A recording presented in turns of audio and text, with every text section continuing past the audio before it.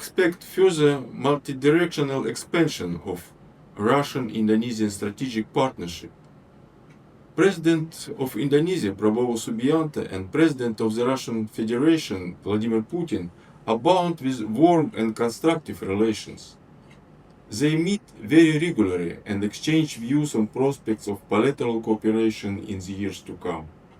Hopefully, our presidents will be able to visit Indonesia in 2026 or 2027 upon the invitation of the President of Indonesia. I believe that under the guidance of our leaders, we will be able to achieve great progress in enhancing trade and investment, banking and finance cooperation, security and defense exchanges, agriculture, maritime economy, transportation connectivity, and various human exchanges and others.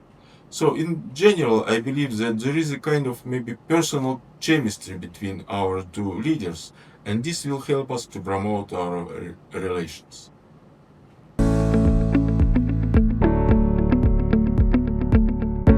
Respective authorities of the Russian Federation are monitoring the construction process of the new capital of the Republic of Indonesia, Nusantara.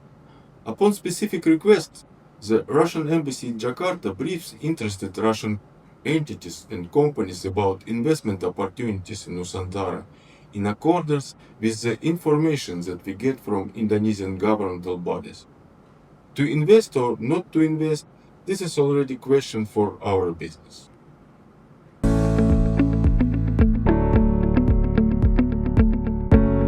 Russia and Indonesia work together for the purposes of further advancement of space research and exploration. There are various areas of possible collaboration, including construction of rocket launching site, joint launches of spacecraft, development of satellite connections, as well as technologies for remote sensing of Earth and disaster early warning system.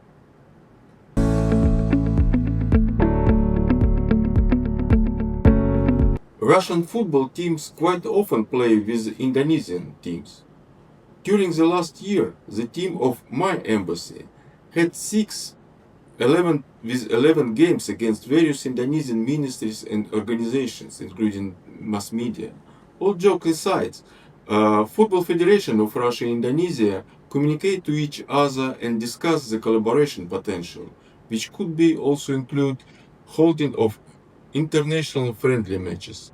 Just imagine how great it will be to have a match of Russian and Indonesian football teams at Luzhniki Stadium in Moscow or Gelora Bung Karno here in Jakarta, which is a symbol of historical ties between our two countries.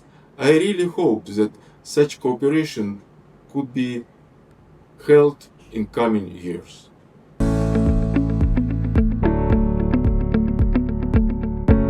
The Russian embassy in Jakarta fulfill many tasks that related to foreign policy of the Russian Federation. Of course, our main goal is to ensure steady development of our country, the Russian Federation. And to this goal, we try to promote mutually beneficial economic cooperation with Indonesia in the field of trade, finance, transportation, investment, and so on. Also, we try to promote cultural and educational exchanges, youth collaboration, and our cooperation in many different fields. The next task of the Russian embassy is to ensure and secure the rights of the Russian citizens here in the territory of Indonesia, especially when it comes to Russian tourists who come to Bali and other regions of the Republic of Indonesia. And another one task is to analyze the internal situation in this country, how economic situation, what is the political situation in this country, and what we can do to promote delegation exchange, to promote contacts between different ministries, universities, youth organizations, and other bodies.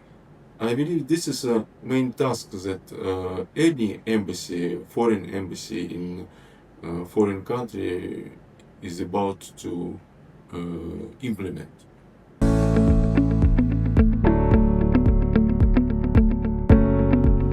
Well, in general, I must say that I like the weather in Indonesia. Maybe because I grew older and now I feel better in tropical climates here in Southeast Asia and more specifically in Indonesia than in my country when the winter could be sometimes very severe and very cold.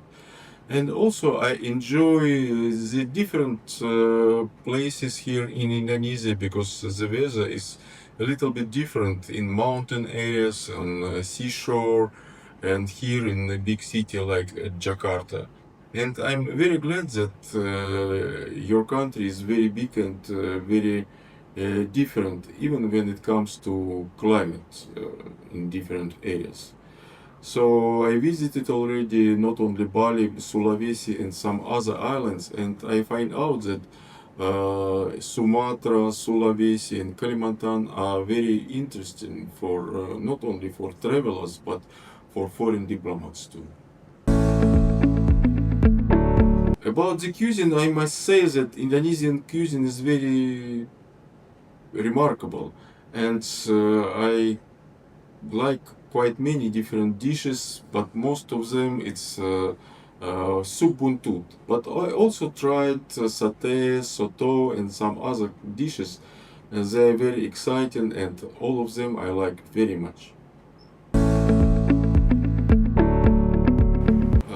Consular offices are usually established in the cities where a large number of Russian citizens reside or are staying temporarily. In the past, there were indeed many Russian citizens there.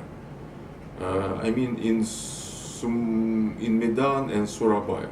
But now they are mostly focused for Bali. That's why we have opened a new Consulate General in Denpasar last year in 2025.